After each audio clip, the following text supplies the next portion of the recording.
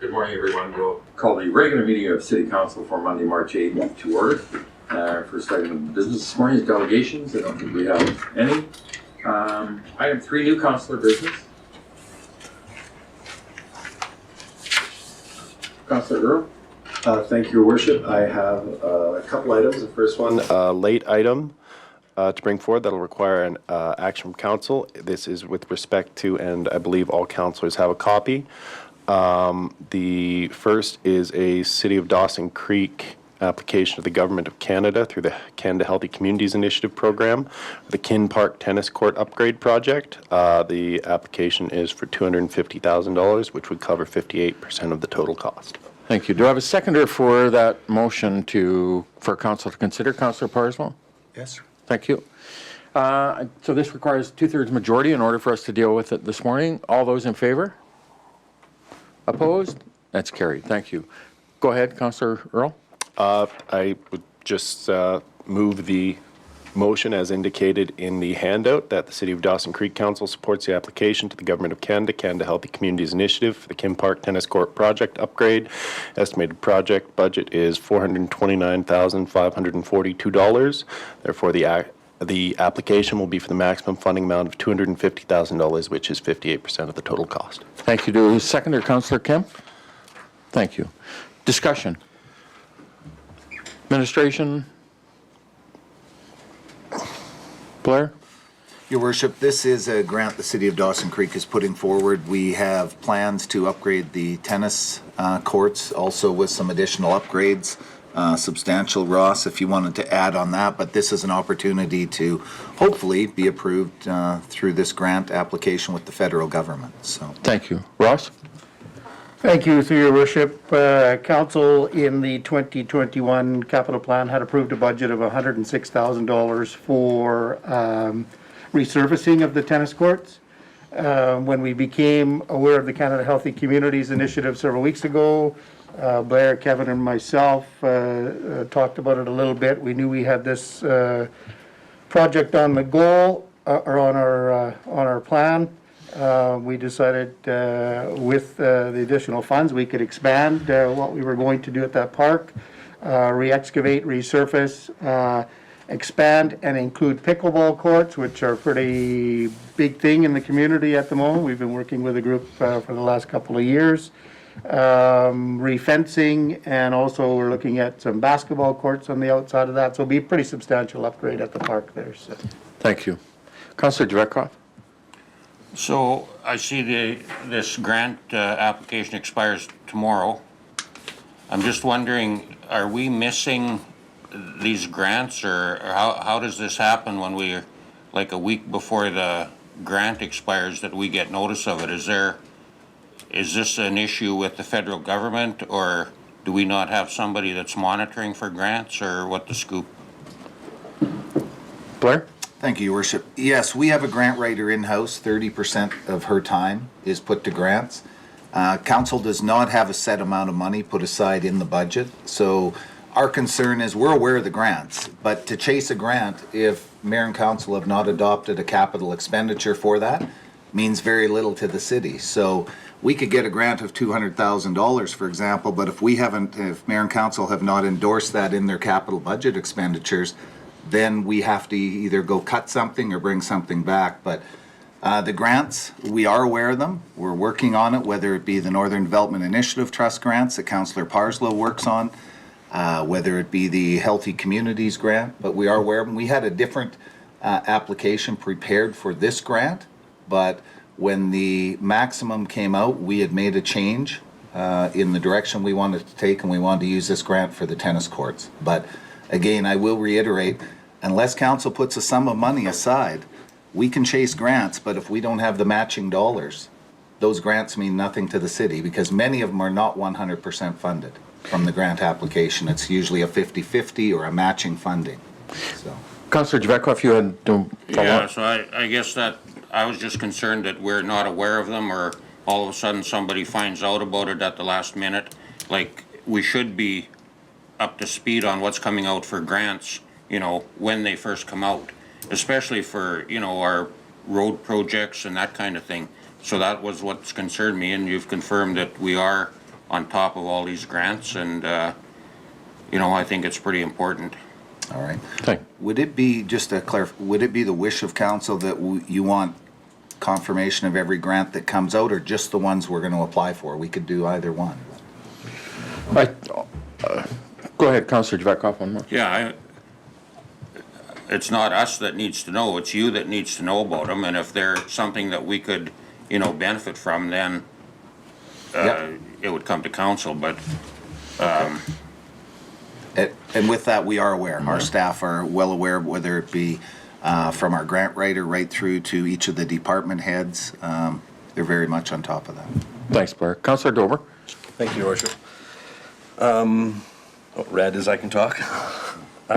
Just one thing, I don't have the budget in front of me, but was it 429,000 or was it the 106,000 that was approved in the budget that, Russ? 106,000 was approved. So with the access to the grant at that and then some other opportunities for funding, they've expanded the scope of the project. If the grant is turned down, we're still going to move ahead with the redevelopment of the tennis courts, but at the 106,000 that we've budgeted and have the money in our capital program for. So I'm not against this project. I think it's great for the community, but I'm just having a hard, just want to wrap my head around how the process works, because so we changed the budget to 429 in order to qualify for the 250. I don't understand how that works.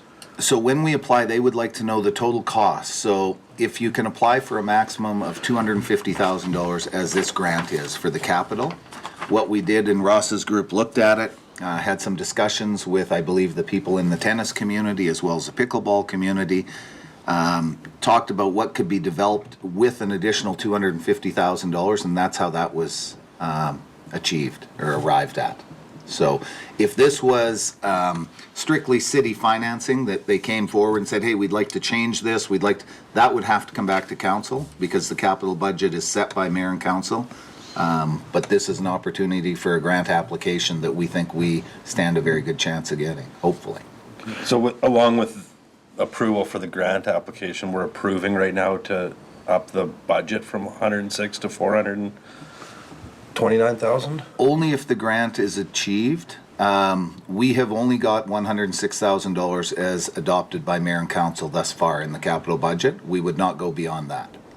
So then if the grant was approved, then we would have to get approval to add another 140,000 to meet the $429,000 project cost? There is some other work and opportunities for dollars. Right now, there is no ask, nor will there be, I don't believe, coming forward, Ross, for additional dollars. We recognize the financial situation of the city. We've put a very good budget in place. We're moving forward, so the intent is not to alter that $106,000. I just wasn't sure how all that worked, so thank you.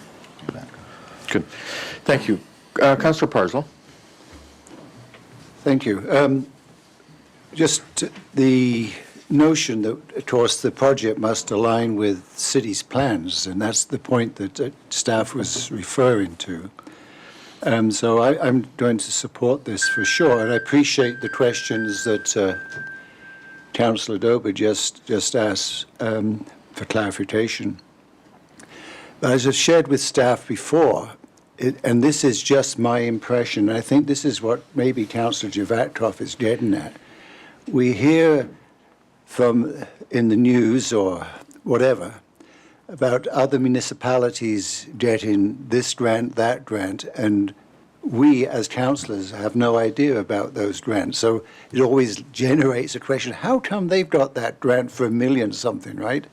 And so, I know for the NDIT, we're trying to get people to apply for the NDIT grants, because other communities seem to be, let's say, have organizations, right, that must be more comfortable applying for grants.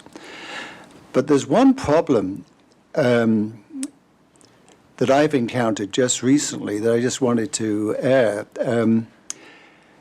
So the provincial government announces grants, a body of money for tourism.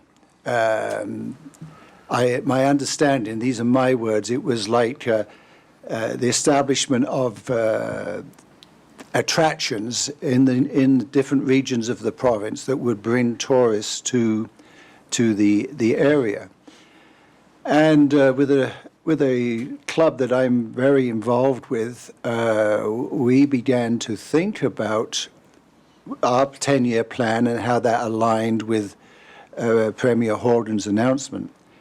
We made inquiries to the regional tourism body to find that they've already the awards have already been made, and whereas to us in a distant position about these things, we heard the announcement, and we say, well, what's happened here?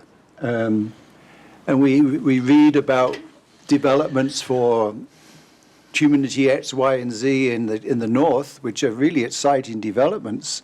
One of them I remember was to do with the ski hill in, I think it was Vanderhoof. And so I guess staff is in the same position as clubs, because we knew nothing about it. And then somebody must have to have been able to, for the organization to award those grants. Do you see what I'm trying to say? And I'm only speaking here not as really as a councillor, more as a involved person in a club here. All right. Well, I think there's two things. The city, as I said, has a 30% position for grant writing. That was a determination of yourselves, mayor and council. We don't have a full-time grant writer. So a situation like you've talked about, Councillor Parslow, we would not, I don't believe, and correct me if I'm wrong, but if it was the ski hill, if a grant was available through NDIT, for instance, the ski hill regional district facility, the regional district would probably look at that. The ski hill or the club would bring it to the city to say, hey, we're interested in this. If we wanted to pursue every grant that was out there and we were to notify every community group of every opportunity, we can't do it with 30% of an employee. It would be impossible. So that's the one thing I would say. Other communities, and I'm aware of a number that get grants, we've done very well over the years. We have focused, I think it's fair to say the city focused their grant applications on our water infrastructure for a long time. And we've put millions of dollars into there. We can certainly pull together a chronology of the grants we've received over the years for council's consideration or understanding. But if we want to pursue additional grant funding, we have to take into consideration the budget required for that. And right now, we have $0 in the budget.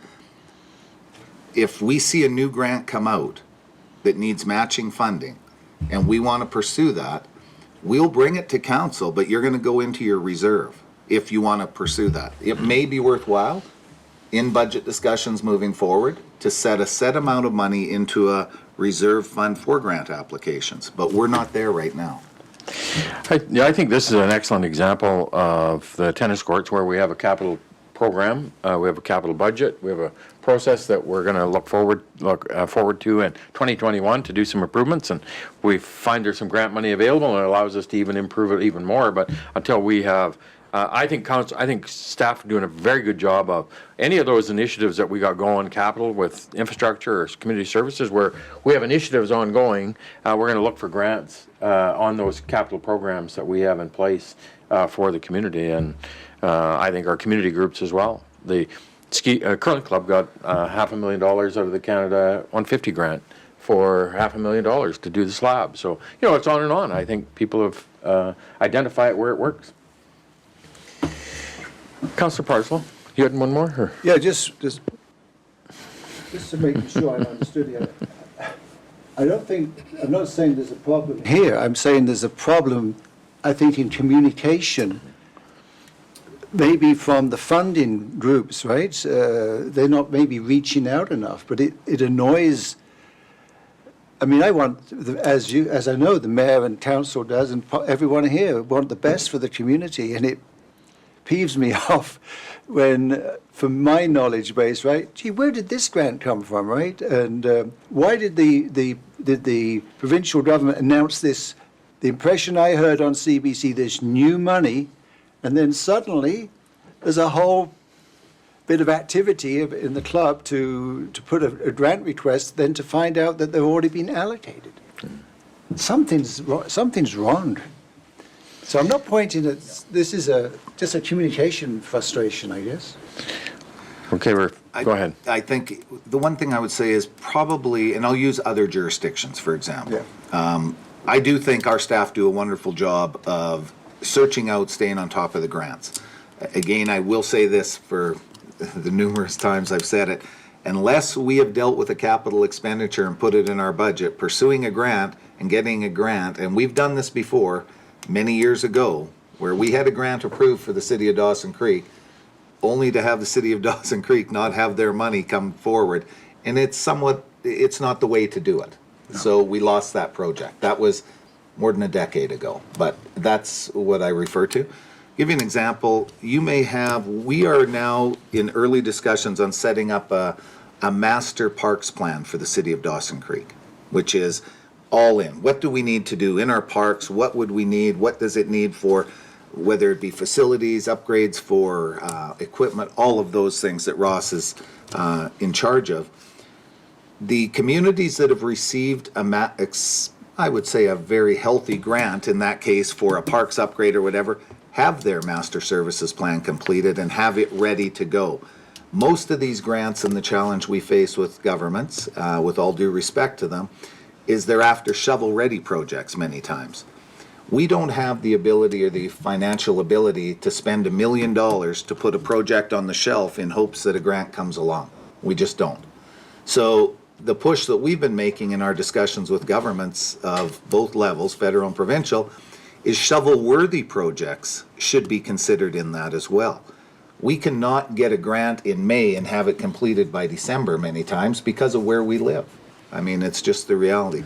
We will pursue whatever we can, but again, I'll encourage council, if it's your wish for us to pursue every grant opportunity that's out there, we need to think differently when we establish our capital budget as far as a line item, as well as the amount of time we have allocated to a grant writer, which is 30%. Thank you. So, any further comments? Councillor Earl? Worship, just to touch on both Blair and Councillor Parslow's point is I think we need to distinguish between the types of grants. There's the ones like the ones we get through NDIT, which are kind of annual programs that you know are coming. And then there's the Healthy Communities Initiative, which is largely a one-off as a result of COVID. So I think, as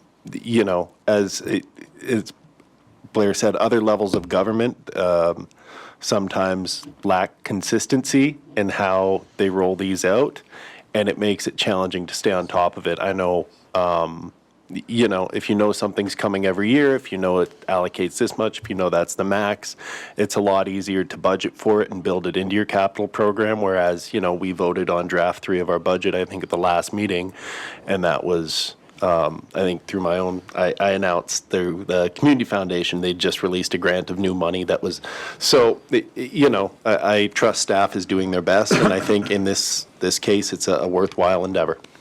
Thank you. You ready for the question, Council? All in favor? Opposed? Carried. Thank you. Councillor Earl? Okay. I need your... Let's hope this goes a little quicker. I do have another new item to bring forward. We wandered a bit. This one has to do with Chamberlain Nature Park trails.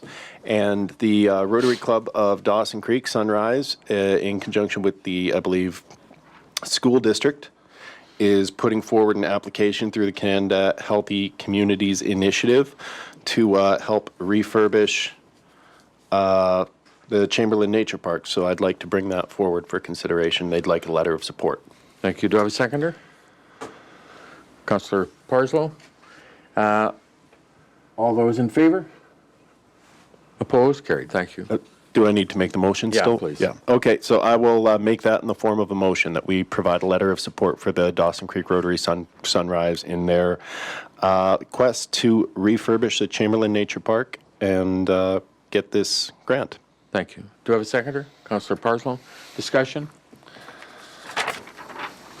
Ready for the question? All in favor? Oh, I'm sorry, Councillor Javetkov, I didn't see. Go ahead. So, just a question, is this going to be something that we have to take over and maintain? Has that been discussed, or, you know, is it one of these gifts that keeps on taking? Right now, Sorry, Blair. Dave.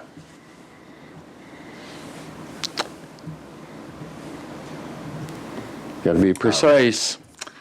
thank you. Through you, your worship, right now within Chamberlain Nature Park, down off 102nd on the west side of 17th, there are trails through there now. What they are saying, we don't go in there. These are nature trails.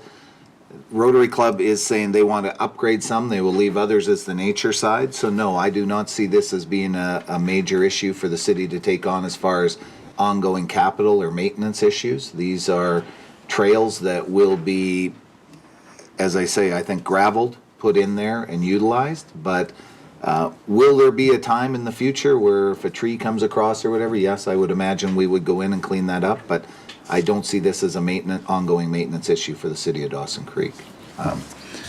Ross, did you have anything further on that? I don't believe there's a maintenance issue here. So, but certainly worthwhile asking, because we've seen that in the past where we will take something on and then ongoing maintenance costs us going forward.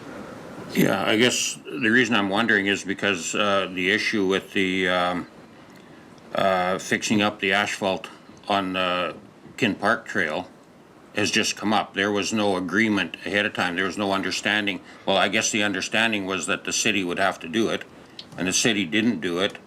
And so then Rotary came forward. I think in a situation like this, it would be worthwhile to have an agreement of some sort. You know, I know different clubs have provided different facilities over the years, and there never has been sort of a long-term agreement. And I think it would be appropriate to start, like, you know, if this is going to happen, let's have an agreement with the Rotary on, you know, what their role is going to be. And, you know, there is maintenance. I mean, there's going to be maintenance the first year. Danger trees are the first thing that comes to mind. You know, it's a city property, and we're opening it up more for public use. You've got to consider all of the different aspects, and, you know, I think an agreement of some sort with the proponent would be appropriate. Thank you. Through your worship, we can have those discussions with them. This is not going to be an asphalt trail at this point. This is a gravel trail, is what they're talking about, shale. Putting down. They've also said they would go in and look after the trees and clear that, but we will ensure that we work with them so that the city isn't holding any liability on that side of it as well, and enter that discussion. Thank you. Councillor Wilbur? I just want to add that they've also recognized in their letter that they don't see snow removal in the winter, so people can snowshoe and cross-country ski. So really, it's just, to me, reminds me of kind of some of our adoptive parks where the neighborhoods are looking after them. They got walking trails, families are using them. So I would think if a tree fell or something like that in any of our areas in the city, we'd be looking after it. So this would be no different. So. Thank you. Councillor Parslow? Well, I'm excited by this project. So thanks again to the Rotary Club. The Rotary Clubs of Dawson Creek do an awful lot for the community. But Councillor Javetkov does raise a point that resonates with me as well. And I think it was the last council meeting as another example of the deterioration of the Lodos. You know, it was done, but there was no reference to how they were going to be maintained, you know, who was responsible. So I think that it's always good practice to do that. Thank you. Thank you. Any further discussion? Ready for the question? All in favor? Opposed? Carried. Thank you. Any other new councillor business? Yes, I am. Councillor Parslow, go ahead. In the spirit of maintaining things, it's another topic that was brought to my attention. you may not know that it's this year, I believe it is, that the Rotary Clubs of Dawson Creek will be, at least the Noon Club will be acknowledging its 70th anniversary. And they've been looking for a project. And one of the things that they considered but have decided not to engage with is the town clock. Now, when I was asked about this, I had to think, well, we don't have a town clock. And then I was pointed, oh, yes, we do have a town clock. And it's referring to the clock in front of the museum. And so I talked to staff about this, and they're on top of this. But it's been stated that the clock hasn't been working for at least 2 years. And it reflects badly on the community, in the opinion of the person talking to me, when they come to the community and look at the clock, and I believe one dial is not in place, and so question is, can the city get the clock repaired? So I talked to staff about that and said I would mention it just to bring all of council aware of this, because yeah, we want our community to look the best it can, and it seems to me the clock is great. Once it was pointed out to me that that's the town clock, good, it's a nice clock, but it would be nice if it was working. So I've asked staff to investigate if they would. Thank you. Councillor Kempf? Oh, sorry.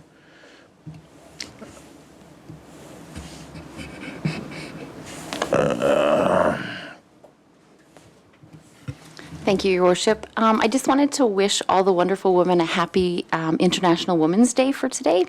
I also wanted to mention the Public Library is hosting a Self-Care for Women Zoom event tonight. It starts at 7 p.m. for anyone that's interested. I also wanted to remind motorists to please slow down in school zones. My children attend the Notre Dame school, and they have a crosswalk there, and they've had some close calls recently of motorists not slowing down in that intersection there. And I think some people don't realize the long stretch of a school zone that starts from Notre Dame, KPAC, goes all the way along there and then to the middle school. So I just wanted to remind people, you know, if you're entering a school zone, please slow down. There's kids crossing there, especially in the afternoon. So it would be great. Thank you, People could Councillor. slow down. Councillor Dober? Thank you, Worship. I don't know if this is stuff's kind of new to me, so correct me if this is the wrong time to bring it up. I just had a couple people comment to me about the utility bills, how we're switching to online, that they had them go to their junk mail when they received them, so they didn't pay them on time, so they got charged the 10% penalty. They then called the city to talk to them about it, and were told in order for the city to waive the 10% penalty, they would have to come to council. So I just kind of wanted a little bit of clarification on it. It didn't make much sense to me because we're trying to encourage people, and then it went to junk mail.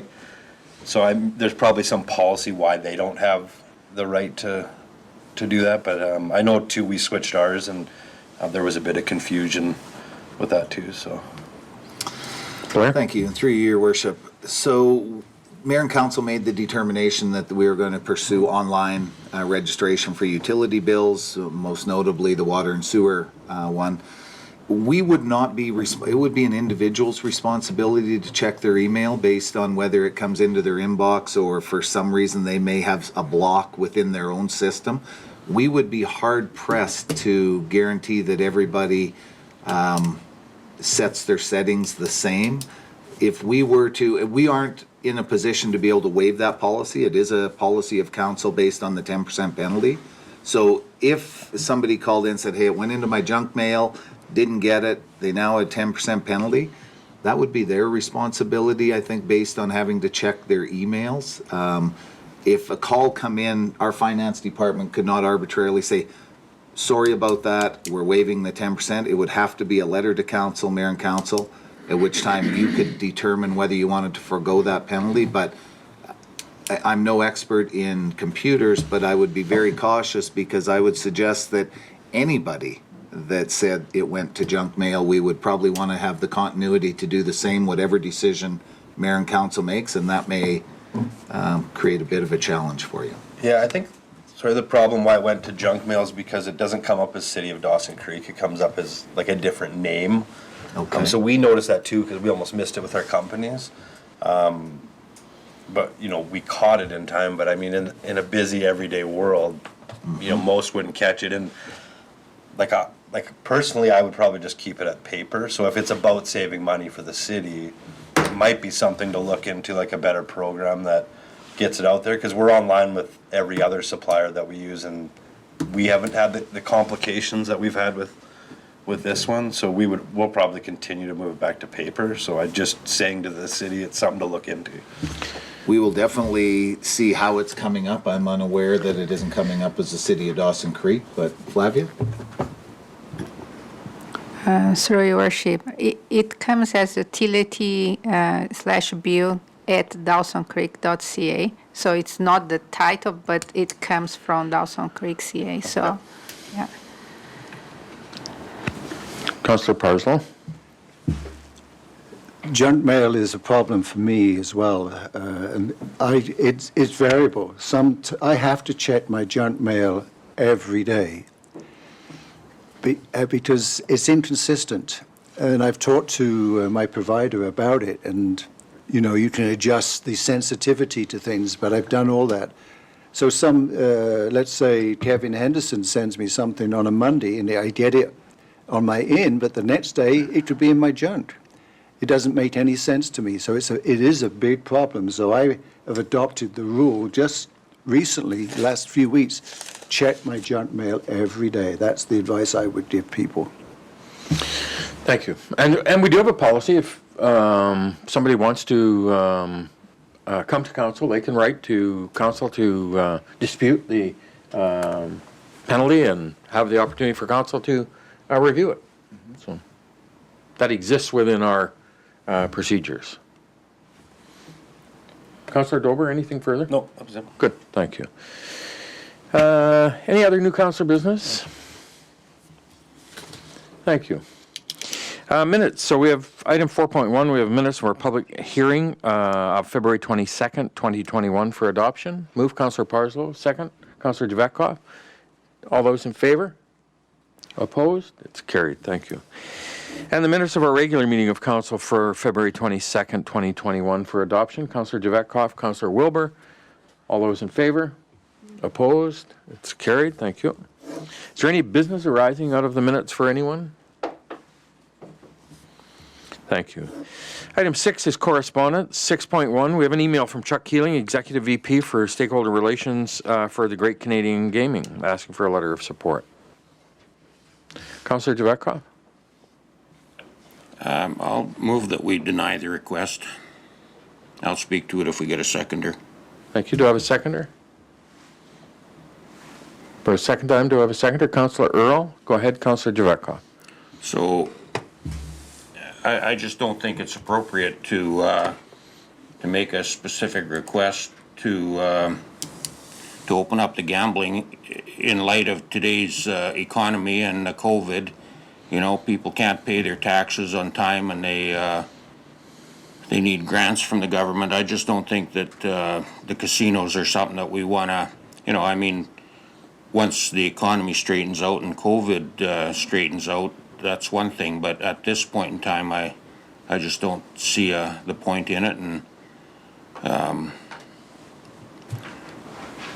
so I don't support it. Thank you. Councillor Dober. Thank you, Your Worship. I guess for me, where I come from on this is, like, I'm not opposed to them reopening, like, in light of what's going on in the pandemic, but it's more about where do we stand with, you know, a business that's got COVID restrictions. Are we going to write a letter in support because they want to open their businesses up more?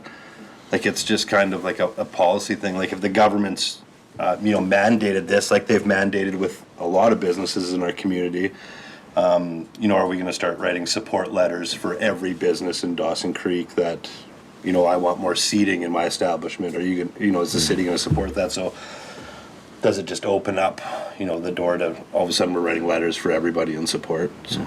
This business is asking us to write a letter of support for them to reopen, adhering to the public health orders. So they would have to adhere to the public health orders, the same as any business would in that reopening. Yeah, but so the provincial government right now has mandated that gaming facilities need to be closed, right? Right. Is that correct? Yeah. Councillor Earl? Thank you, Your Worship, and I seconded Councillor Javetkoff's motion out of, because I thought he should have the opportunity to speak. I do think, the one thing I do take away from this letter is the piece in which the Mr. Keeling states, we're also hoping that both agencies will turn their focus to providing the provincial gaming industry some clarity regarding a reopening plan for the province's gaming facilities later this year. So that, and I mean, the example letter they attached maybe isn't the best with respect to that, because it does suggest that they're urging the province to reopen gaming facilities. My piece was, how I was interpreting this was from more a communication standpoint, is you've got an industry that has been scuttled for the better part of a year, looking for some clarification and communication from the government on some timelines around when they can start reopening so they can start making some plans. I think that is perfectly reasonable. And certainly throughout the duration of this pandemic, I think there were times when every industry and citizen has maybe wished for more of a communication around specific timelines and what have you from the provincial government. So I don't think that's unreasonable, and I'd be happy to support a letter which indicated as much, but I'm not, with respect to just encouraging the government to do what other provinces are doing or go back on their own public safety initiatives. I don't think that's the appropriate angle for us to take. Thank you. Councillor Parslow? Well, I'm trying to understand the concern here. I mean, certainly we can't be dealing with individual establishments, but this is for a sector. This is of the economy. And all they're asking, I think it's summarized in the final paragraph of the sample letter. The safety of casino workers and patrons is paramount. We urge you to look at other province territories for best practices on the reopening of casinos in developing a plan for British Columbians to safely return to work in this important sector to our communities. Workers and their families deserve to know what the province is doing to get them back to work as quickly and safely as possible. I think they just want a sector plan, and I support that. Just as I would support, and I think it exists for the restaurant industry, for pubs, and so on. So I'm going to vote against this resolution. Thank you. That Councillor Javetkoff put forward. Thank you. Further discussion? Are you ready for the question? All in favor? Opposed? It's defeated. Council? Councillor, go ahead. Councillor Parslow? I just need you to push your button there. There you go. Thank you. Go ahead, Councillor Parslow. I would propose that we support the sending of a letter to the provincial government that aligns with the request here for a sector plan for the reopening of casinos. Thank you. Do you have a seconder? Councillor Wilbur. Discussion? Ready for the question? Oh, sorry, Councillor Earl, go ahead. I just have one question. I think I mentioned it to Blair over the weekend, but I was under the impression that Great Canadian Gaming Corp was no longer the owner of the Local Chances Casino, or there was a sale in the process currently going on. Just hoping for some clarification on that. Yeah, Chuck is still indicating Still the guy. that they're writing on behalf of that, so. Okay, fair enough. Thank you. Further discussion? All those in favor? Opposed? It's carried. Councillor Javetkoff opposed. We'll record that for you. Thank you. Item 6.2, we have a letter from Jake Torgrimson, president of the South Peace Motorsport Association, regarding a request for a variance to their lease agreement to allow a cell tower. Councillor Javetkoff? So I'd like to move this for discussion. Thank you. Do I have a seconder? Councillor Earl? Sure. I was in keeping with our previous workshop. yeah. Sorry, I was gonna, but I'll speak to it. I just have. So I just need a seconder first, and then, so if you're seconding the motion? Sure. Okay. I'm going to allow the motion just because until we have our procedures manual, our procedures brought back, we will, I'm going to allow a motion to proceed. Okay. Go thank ahead, you. Councillor Earl. Does Councillor Javetkov, he's the initial mover, he gets first dibs on speaking, does he not? So, Go ahead, the Councillor reason Javetkov. the reason I want to discuss it, because I want to know what the, what the legalities were. It's our property. Can we give them the right to put facilities on our property that they're third party, that they're going to benefit from rentals or lease fees or something? Like, it doesn't sound right to me. Blair? Thank you, through you, your worship. No, that is why the letter is here. Under the lease agreement they have, they're not allowed to sublet. The city gave permission to the Motorsport Association to utilize that land for their use on that. They have been approached by Freedom Mobile, who is in town looking to establish about 8 tower sites around the community in the region. So they have approached the Motorsport Association saying that would be an ideal location. They are writing this letter to say, could we have a variance from the lease we have with the city that would see this be built on their property, or the city's property, under their lease, and they would keep the revenue from that to be reinvested into the motocross track. So they cannot do this without the city's approval, and that's what the letter is requesting. If council determined that they would like to proceed with this, we would work with the Motorsport and Freedom to ensure that it met location-wise where it would be appropriate on that land for the city, as well as the Motorsport Association and Freedom Mobile. So on that note, could I make a motion that we deny the request? So we got a motion for discussion first, and so I got a number of speakers lined up, and then I'll take that Okay. following that. Councillor Parslow? Yeah, I'm shocked at Councillor Javetkov trying to stop me speaking. That's pretty tough. Freedom Mobile, one of the frustrations I have about what a decision that we made impacts access to mobile services in Dawson Creek. So can anyone tell me what will be the impact of the 8 towers you said? And who is Freedom Mobile? I knew who Shaw was when they came, but I never heard of Freedom Mobile.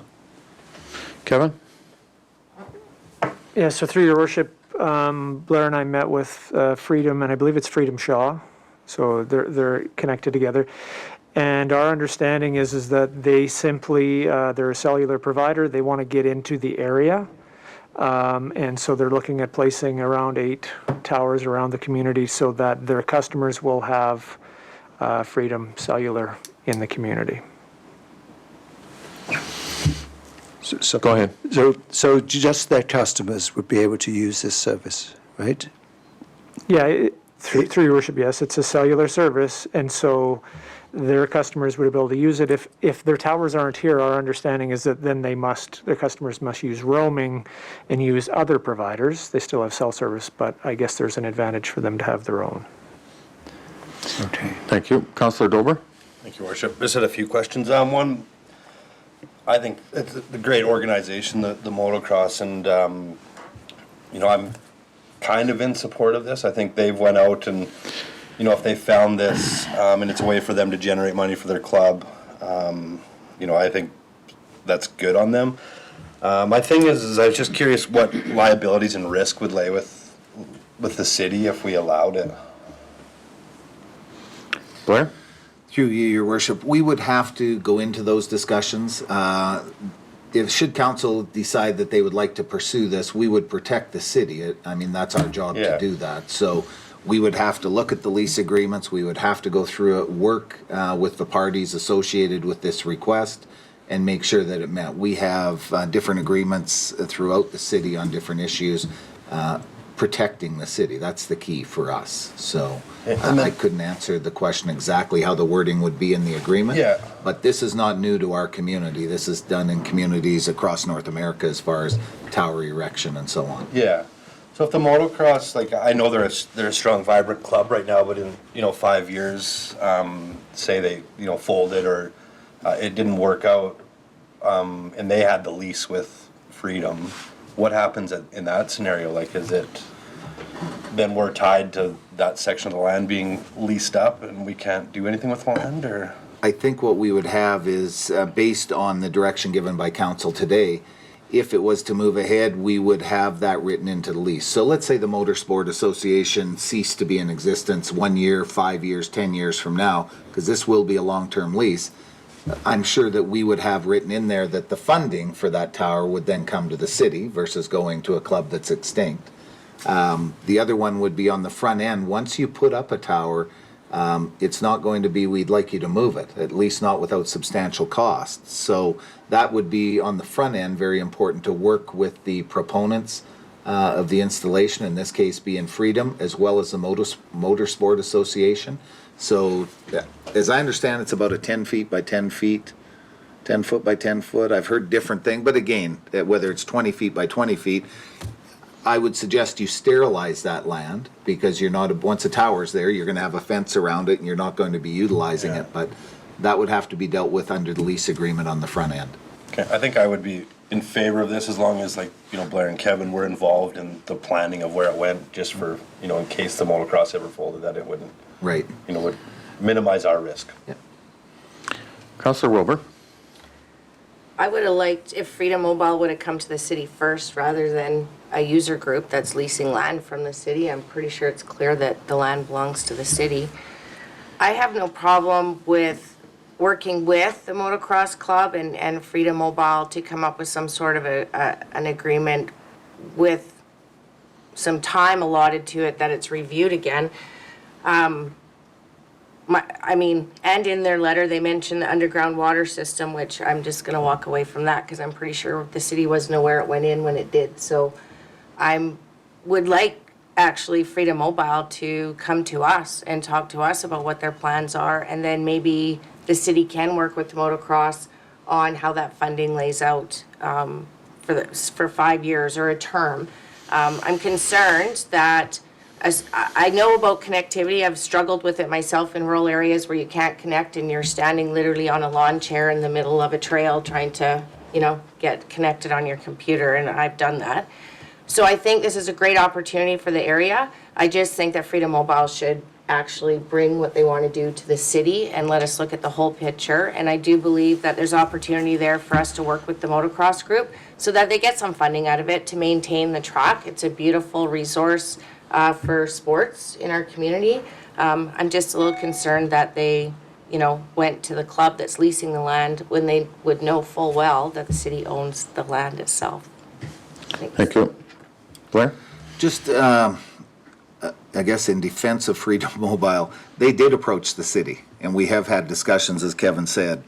They had notified us that they would be looking for approximately 8 locations around the city. They had laid out a couple of areas that they were going to look for. So now whether they knew the motocross track was owned by the city, I know that they had talked to them. I think there may be other opportunities in the city where people may look at this as a revenue generator to reinvest into what they're doing. I don't think it's all on private property. The airport, for example, is another one they asked about. I think the flight path may be a challenge there, but we are in discussions with them. They've been, I will suggest upfront, based on what their need is around the city. And when they approach these people at the Motorsport Association of Dawson Creek, that's when they notified us to say, look, we have a lease with you because it is under lease, and part of that lease clearly states they could not sublet anything under there without a change in that lease agreement. So Thank you. Councillor Rowe? Thank you, Your Worship. And just a couple, so to some of my colleagues' points, I'm tentatively in favor of this, contingent upon the approval of staff of the final agreement. Obviously, this has to work for the city. With respect to the other 7 sites tentatively going in throughout town, are those also potentially going to, those that are on city land derive a fee for us, or is it just the motocross trail that's looking at benefiting? Kevin? So through your worship, I met with Freedom Mobile when we looked at a map, and they kind of went through their preferred sites. Most are privately held. Only the potential motocross, and then out near the airport were we looking to see if there was opportunity for city-owned property, but Okay. most of the others are privately held. Okay. Yeah. No, I think given this council's emphasis on offloading some of the costs that we've brought onto ourselves from some local nonprofits and services over the last few years, I think any time a nonprofit takes the initiative to try and find a new source of revenue, or they have an opportunity brought to them, it's incumbent upon us to entertain that and try and make it happen if we can. So I am tentatively in favor of this, but obviously that's going to be contingent upon staff's recommendation that it's a good deal for the city and the taxpayers. Thank you. So I need a motion. Councillor Earl? Thank you, Your Worship. I will move that we tentatively support the discussions of an agreement between, or of amending the lease agreement so that they can, or the motocross club can enter into these discussions with Freedom Mobile, with the caveat that any final agreement is contingent upon the approval of the City of Dawson Creek as well. Thank you. Do you have a seconder? Councillor Javetkov, you were next in line. I don't think you were seconding, though. Darcy's seconding it. I'll speak to it, though. Thank you. Councillor Seconder? Councillor Dober? Councillor Javetkov, go ahead. So, you know, the lease agreement is clear that they can't sublet it, and I think that's the key here. To me, a cell tower is a permanent fixture. There's other aspects to it. There's liabilities. There's the potential of future legal issues. There's access to the site. I don't know where it is, but you have to have access constructed to it. To me, it's bigger than a nonprofit organization, and you know, I'm a big supporter of the motocross, as is our past mayor Blair. We went to bat for them back in about 1999 or something, and we got that location approved through after quite a bit of pushback from some of the residents. But to me, a cell tower, like, fundraising is fundraising, but when you're talking about putting permanent structures in like this on city property, I think that's a city issue, and I think that's where the agreement should be between the city and the proponent. To me, it's you know, where does it stop? If they want to sublet it to a business to do mechanical work, for example, you know, is that okay? Like, it's a slippery slope, and I just don't agree with it. Thank you. Councillor Parslow? One of the issues related to a tower that was put in the community was the concern that we didn't consult with the people who had to look at it. And so is there going to be a process of engaging the community about the for some, it's a visual eyesore. For some, it was a degradation of an area of town that we were trying to develop for tourism. And they resented the fact there was a lack of consultation about the visual impact. So how do we address that so we don't make the same mistake as happened quite a few years ago? Yeah, these are federally regulated. They don't need a permit or our approval to install them. They are federally approved, and so they come into our community. They don't even need a building permit. Blair?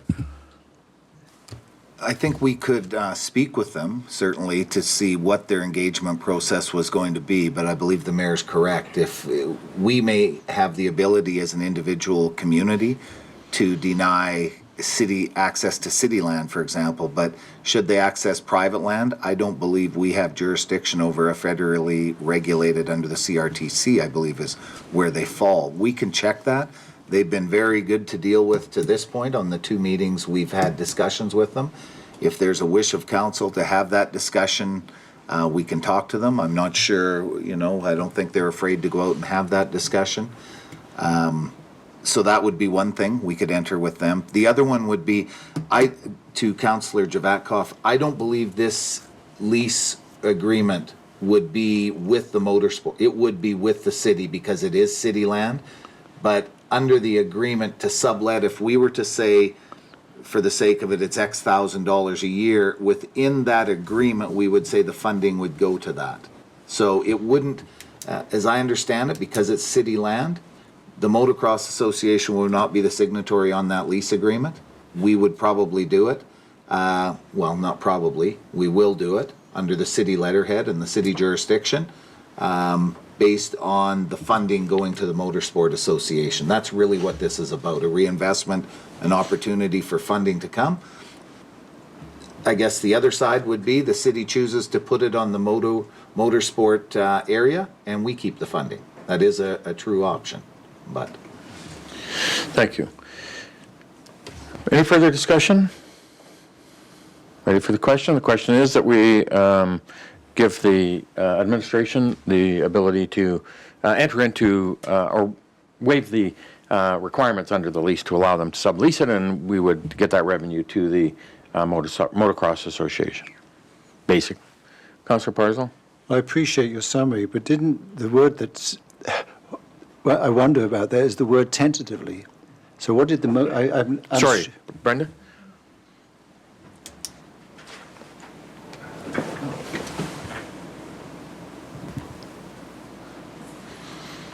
Okay, I'll just read it back. That council tentatively support the discussion of amending the lease agreement with Motorsport Association with Freedom Mobile, with a caveat that the final agreement reached is favorable to the city's interests. So that administration will be bringing that back if it's tentatively. Yes. Okay. Yeah. Good. Councillor Earl? Okay, yeah, it wasn't my intent to muddy the waters. I just wanted to make sure that our staff felt the motion gave them the latitude to use their best judgment on behalf of the taxpayer as they're engaging in these discussions. So I wasn't trying to, give them a catch-all motion that, yeah. So anyway, sorry for the ambiguity if there is any, and if you need clarification, I can give that. Thank you. Blair? Just a quick question. Understanding, if I'm interpreting this properly, is you would like us to engage in this discussion with both Freedom and the Motorsport and then bring it back to council? Does council want to approve this lease? Well, that's the wording on the motion, I think, no. Councillor, so go ahead, Councillor Earl. Wasn't that was part of the reason I guess I parsed the motion. It was more or less to give staff the ability to land on this agreement to the taxpayer's best interest, but given the concerns raised by some of the other councillors, if it would provide them with peace of mind to see the final agreement before it was approved, I'm okay with that as well. Thank you. Councillor Dober? Just like when we did that meeting the other day on policies, and can we can amend that motion right now? Like we can change it? Yep. Because I personally don't feel that we have to give it, like I have confidence in our city staff that they can go out and deal with this in a proper way, and I just feel like we could give them that direction and they can handle it. Like I don't feel personally it needs to come back to us, is where I'm at. Is that amending the original intent of the motion? No. No. Okay, so I have amendment, an amendment that we give administration the authorization to enter into the agreement. Yeah. Do I have a seconder for that? Councillor Earl? On the amendment, Councillor Parslow? Well, I'm with you, but I'm procedurally, I don't wish to bog down procedure, but when we amend it, are we not, see, what I sensed, right, and I'm going to support the motion you just verbalized, but we're replacing the whole motion, aren't we? So I usually, you amend it, you delete things or add things, so I'm just procedurally confused. Brenda? Yeah, through your worship, what I would do with that motion is remove the word tentatively. Yes, And and the last part. so that would just provide staff with the authority to carry on with the lease. Thank you. So the amendment is giving staff the direction to enter into the agreement, and removing tentatively from the original motion then removes that And the ambiguity to it. And the last part, which requires the lease to come back to us. And yeah, I guess that's a good point. The last part says, and bring the lease back to council. Actually, it does not. It's with the caveat that the final agreement reached is favorable to the city's interests. So administration are But that's going to enter fine. into an agreement that's favorable. And we're trusting their, Yeah. good. Thank you. Councillor Javetkov? This reminds me of the meeting that we had here at the last, when we talked about Robert's Rules of Order and motions and having them in writing so you could see them and understand them. And this one it's sort of evolving, like as different people talk, the motion evolves, and I lose track of it. I would prefer to have a written motion that you can see and discuss, one that somebody has thought through and makes sense, or, it reflects their intent. I thought that discussion that we had, this was all, what it was all about. And those procedures are coming back. Today, we don't have them. We could adopt them. Blair? Just a quick one for procedure, and I know we're working on them, and your worship, you're going to them probably by next meeting, with the time frame being very close to that. We could not, as administration, draft a recommendation here or a motion. We would be predetermining the wish of council on that. So as I see this, as your agendas are looked at, as you review them, whatever thoughts you have based on this information, you would then at home, through the weekend or whatever, draft a recommendation that you would support. You would have a motion put together. I would see it happening that way as well. But we could not, in good conscience, bring you a motion based on a letter we received with a direction, or we would be then, I think, giving guidance in the wrong way for an elected body. I think this is a determination that must be made by the elected body. So if there is going to be written motions, this would be one where yourself or council would write it out as they've gone through this information in their review of the agenda prior to coming to council.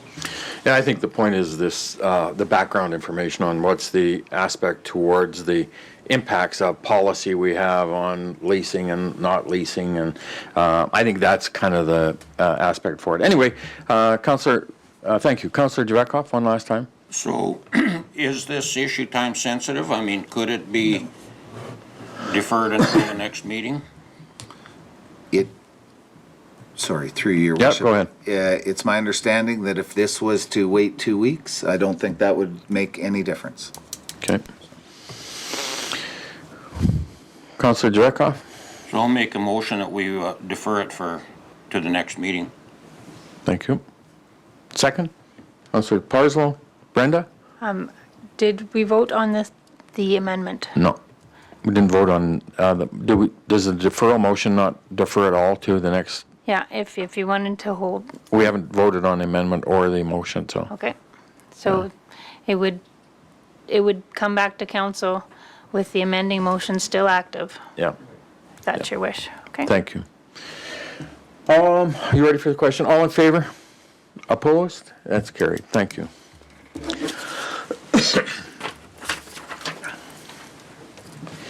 Item 6.3, we have a letter from Caitlin Treble, Program Director from the Nalkin Friendship Center, regarding request for letters of support to NDIT. Councillor Parslow?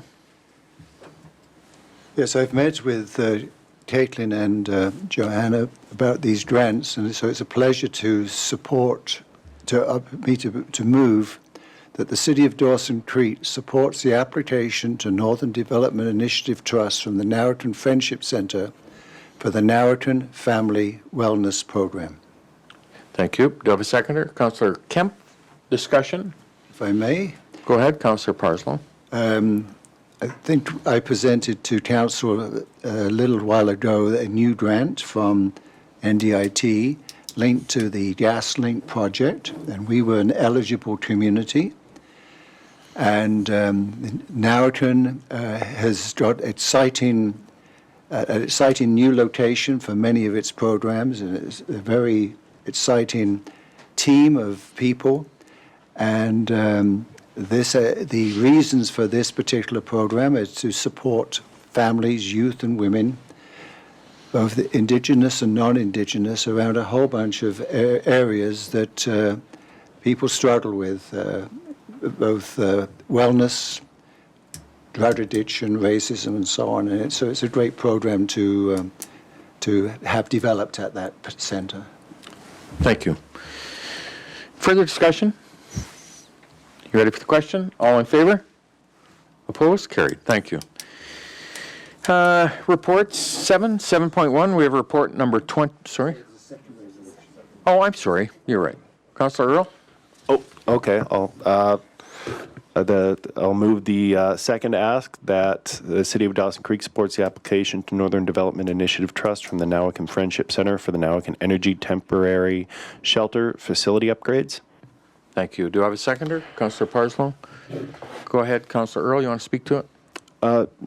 Other than to say it's great to see that all the work that organization is doing, and I'm happy to support it. No, I'm good. Thank you. Blair? Your Worship, this is a bit unique in this, that they may require a rezoning application to go through this. So I think it is very important that council understand that by sending this letter of support, by no means are you predetermining, should this require rezoning, how you will vote on that. That would put you all in a very difficult position. A rezoning hearing you have to approach it with an open mind. So you may want to have that included in the motion. The concept seems good pending, should there be a rezoning required, that you would approach that with an open mind. I mean, I'm just not sure the wording they need, but I do want to caution you that it doesn't come across, we support the project already, and then a rezoning comes before you. You could put yourself in a difficult legal position. All we're doing is supporting the application to NDIT for the emergency temporary shelter application for that grant. We're not approving anything else, are we? Blair? Through you, Your Worship, no, but it says above that, if you read secondly, we are applying for $150,000 to address the capital infrastructure upgrades to our facility at 1320 102nd, which is the existing Nawakan Friendship Center, in order to meet code and zoning bylaw requirements to open an emergent. So it's a non-permitted use there today. They would need to go through a rezoning. So what I'm hearing you say is you support the concept, but you're keeping an open mind that should a rezoning application come forward and something comes forward that you go, we don't agree with that rezoning, you haven't tied your hands here by supporting this. I raise it for your information. Brenda? Yeah, through your worship, an amendment to add to that would be to just add pending successful zoning. Pending a successful rezoning Rezoning, application. Okay. So we need to amend the motion, Councillor Earl? Sorry, Your Worship, can I amend my own motion, or can I just? Yep. Okay, I will amend my original motion to include that. And this is the last motion I'm making today because they're Thank you. snake bit. Councillor Parslow, I need a seconder. Councillor Parslow, are you seconding the amendment? Yes, I'll second the amendment. I want to speak to this. So I first give Councillor Earl the opportunity as the mover. No, thank you for the heads up from staff. Thank you. It certainly isn't my intention to bind the city's hands in any way with respect to that. And yeah. Thank you. Councillor Parslow, go ahead. So I'm not sure of the application deadline, but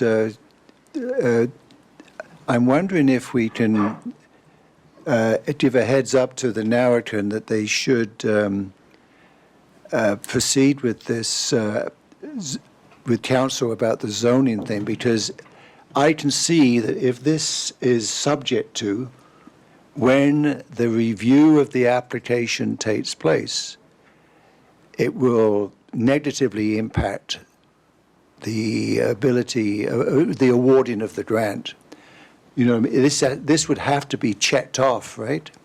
That it isn't, that we will rezone it. So I support them doing that. This is a great thing for our community to have this, but do you know what I'm trying to say? That, you know, have you got the support of your local council as a check-off box? But if it's subject to a further deliberation, can we give them a heads up to work on that with council right away so that when this thing is judged and scored, this issue is taken care of?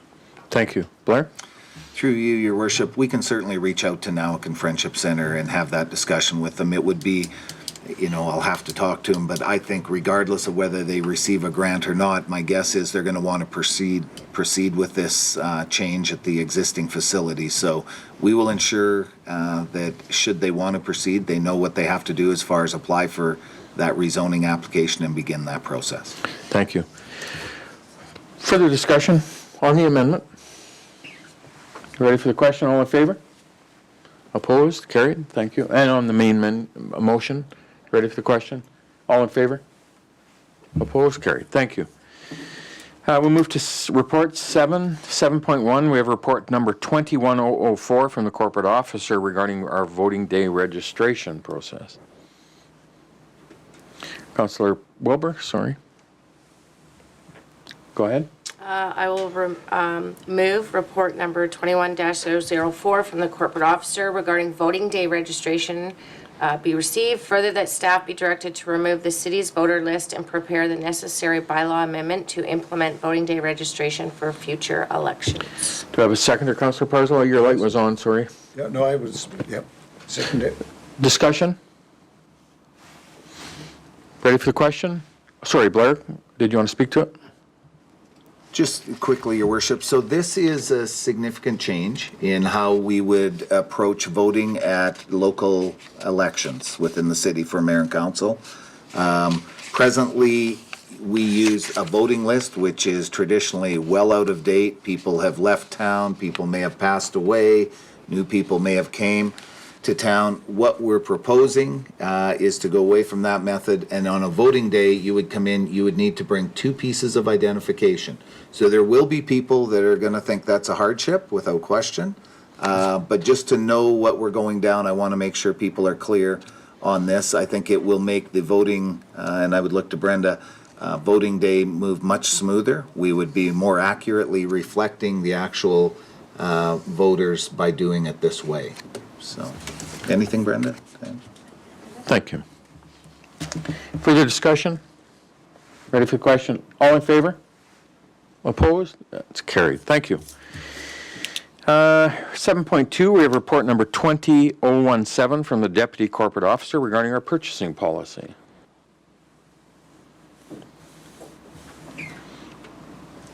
Councillor Parslow? I move the report number 20-017 from the Deputy Corporate Officer repurchasing policy be received. Further, that the revised purchasing policy be approved pending the required 30-day review period. Thank you. Do I have a seconder? Councillor Javetkoff, discussion? Councillor Parslow, go ahead.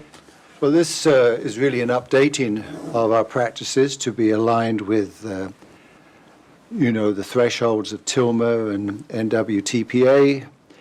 And it empowers staff to get things done more expeditiously and not bring relatively small matters to council at this table, as long as they are supported clearly in the budget.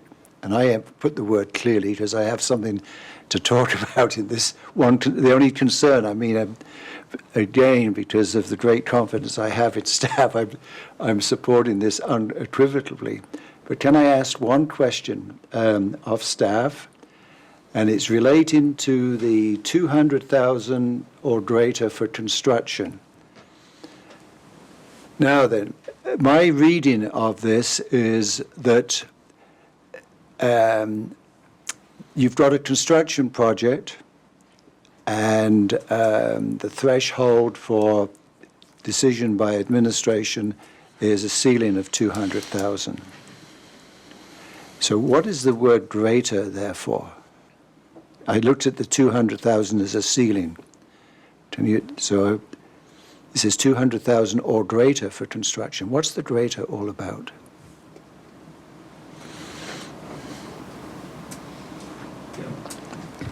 Kevin?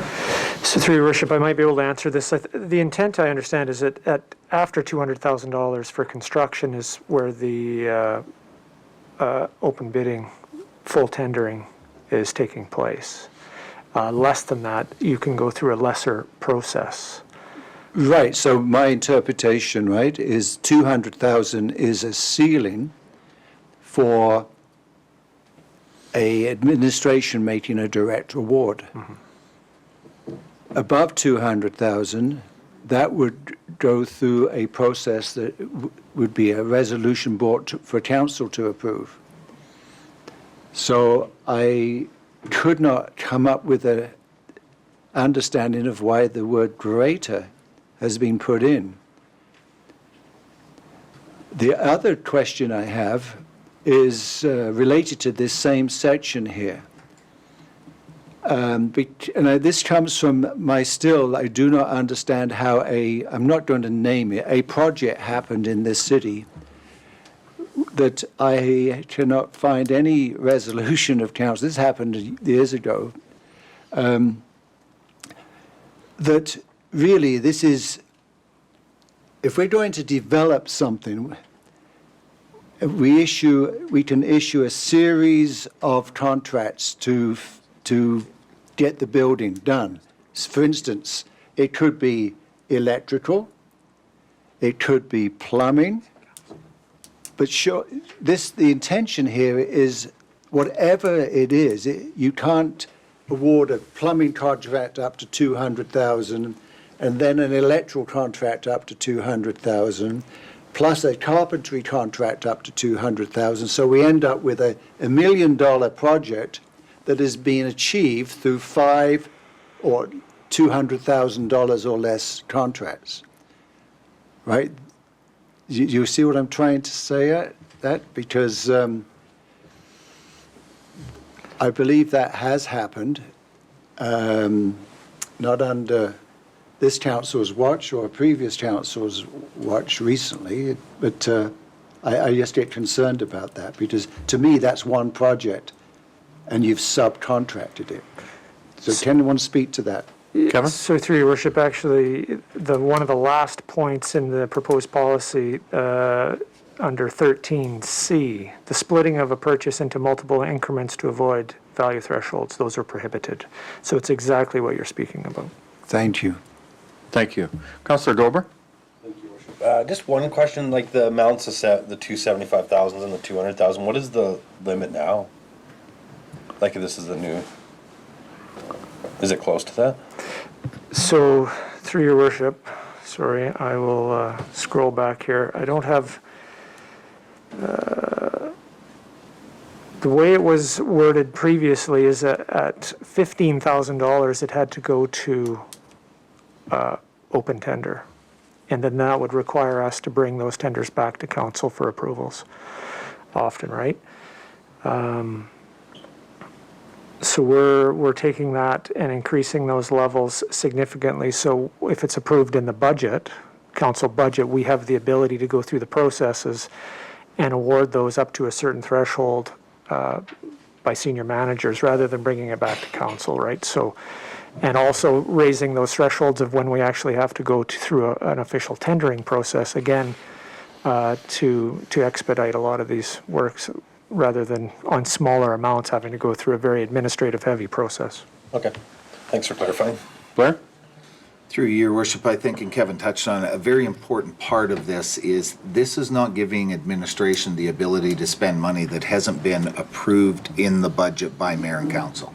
This is just altering what is going to come back to council before council, because it could be, if a person was to read it, think, oh, they can just come up and approve more money and more money. No, that has to be included in the budget already. This is the process and how we could get to that point versus bringing it back, I think. Thank you. Further discussion? Ready for the question? All in favor? Opposed? That's carried. Thank you. 7.3, we have report number 21034 from the Chief Financial Officer regarding an 2021 alternative municipal tax collection scheme proposal. So then I will move the recommendation that report number 21034 from the Chief Financial Officer regarding the 2021 alternative municipal tax collection scheme be received. Further, that council approve the following due date and penalty charges for all the 2021 property classes collection as follows: that the due date remains July 2nd.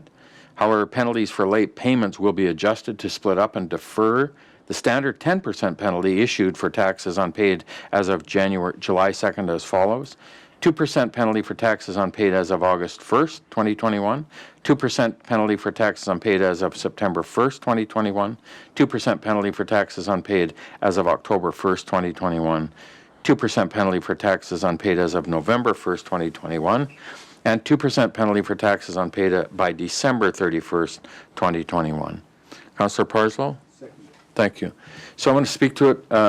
I believe that there are still certain individuals and certain businesses that still may be feeling the impacts of the pandemic, and but I think last year was evident that we saw that most people who are still dealing with their normal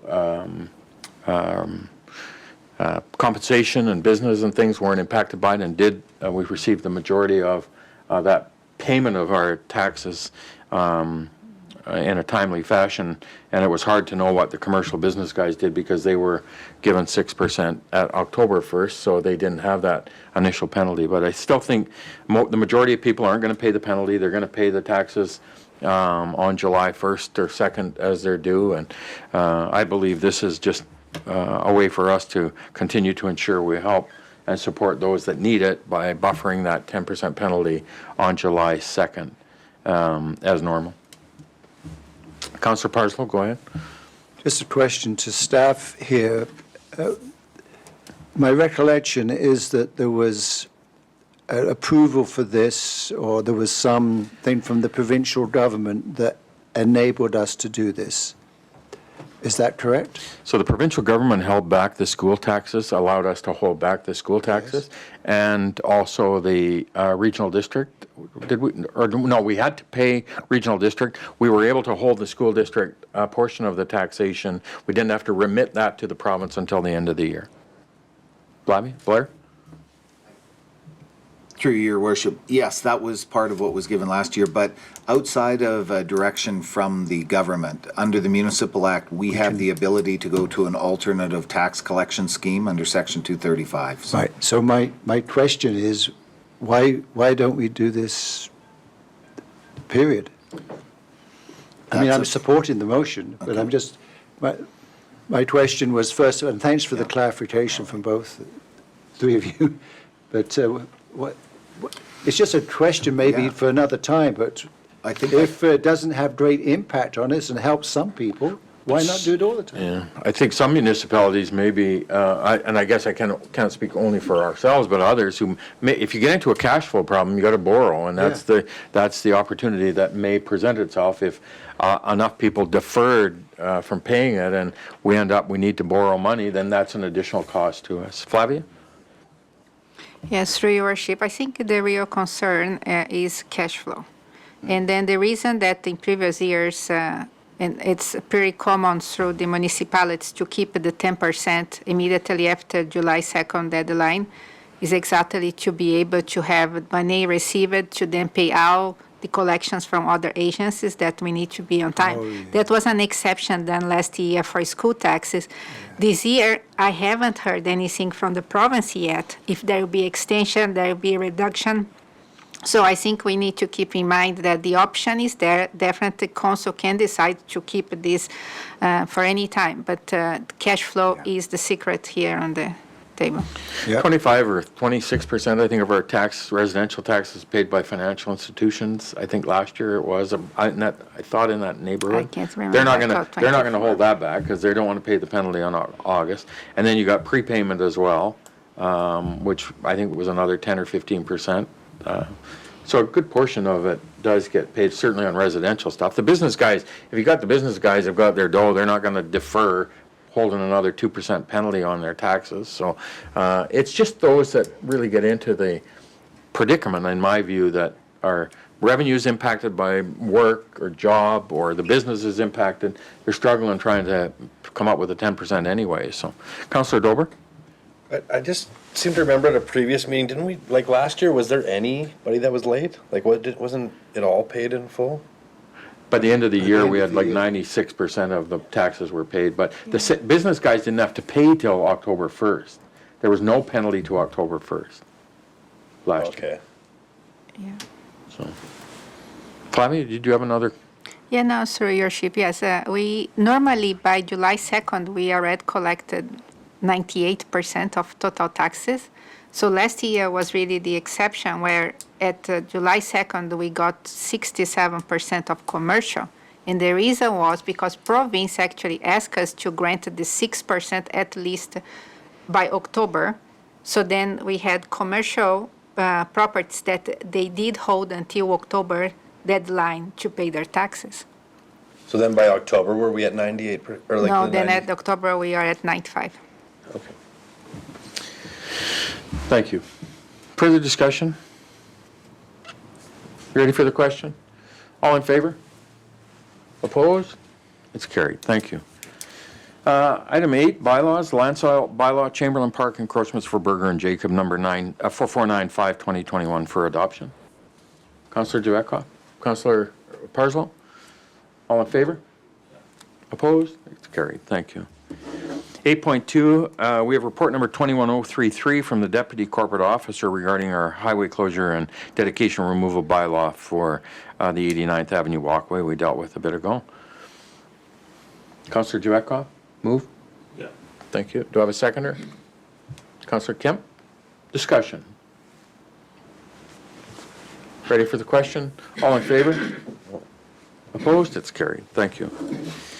Item 9, Mayor's updates. I attended the South Peace Community Resources meeting just after our last council meeting, and Councillor Earls agreed to take that on. And it's really a committee that's going to be looking after the management of the new homeless accommodation that's being built on 104th Avenue. And so they've got a real broad spectrum of the community involved in it, lots of very positive interest.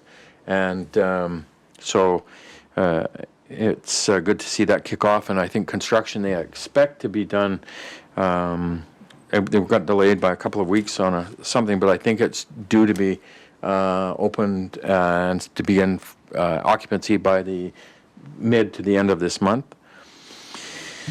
I've had a follow-up meeting with the Soto Chief and Council of Soto First Nations. We signed an MOU with them some time ago. They've been really, like I think lots of us, COVID has really impacted the First Nations communities, and followed up with them on some of the initiatives that they're working on, and certainly follow up to the hockey, and I'm asking for a letter of support from them for the continuation of some of those hockey events we did out in Chetwynd and in the region. And so anyway, it was very good to catch up to the, certainly the new chief of the Soto was elected last fall, Chief Justin Napoleon, and very, very strong young leader for that community. It was good to catch up with him. BC Supportive Housing, and again, this is just further on that meeting last week. Sorry, I duplicated that. I attended 2 meetings this last 2 weeks on childcare planning stuff I've been working on, and the Union of BC Municipalities had a 2-hour session on childcare planning in the province, and they've developed a 5-step guide to childcare planning for local governments. It was very, very helpful, and I'll share that with council. And also, I met with 2 ladies from down around Trail who have developed a model for childcare in the city of Trail and region over an expanded level of childcare. And so that's just all been kind of helping me build some of this information and data and stuff for us to continue to work away on the childcare planning initiative that I've been dealing with. And we got a follow-up meeting this week with the groups, and certainly everybody's been really, really engaged and involved in it, and I just think it's really important. And I was asked to participate in a survey last week with the University of Northern British Columbia, and Blair and I think, sat in on that. Were you on that one with me? Not that one? Oh. Anyway, just more of survey information that's going on and talking about, this one was just dealing with local government and local government reforms, and participated in that, and so that was my last couple of weeks. Any questions for anybody? Chief Administration Officer, operational update, Blair, anything? Nothing new at this point, Your Worship. Thank you. Diary, anything? No? Consent calendar, we had nothing. Strategic priorities, Blair? The new strategic priorities chart, we have a discussion forthcoming in our next meeting, and then it will be released. There is 2 things we have to deal with, and then it will be released, but it will come back to this meeting, this open meeting as of today. Good, thank you. Media question? Not yet. And so now we'll have a motion to recess to closed, and the agenda items 2.1 and 7.1 under section 91K are negotiations related to discussions respecting a proposed provision of municipal service that are in their preliminary stages. And agenda item 3.1, section 90 minutes are as previously noted. So I need a motion. Councillor Wilbur, second Councillor Kemp. All in favor? Opposed? Carried. Thank you. So we'll take a 7-minute recess and come back to our closed. Thank you.